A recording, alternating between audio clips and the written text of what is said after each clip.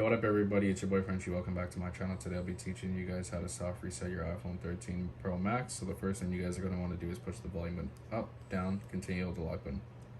Hold the lock button until you see the Apple logo. Once you see the logo, you could then release your phone. Continue to hold.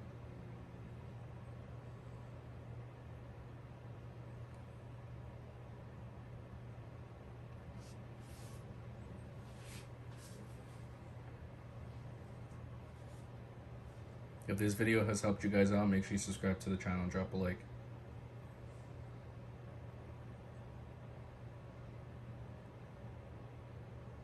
And there you guys go, your phone's been soft resetted.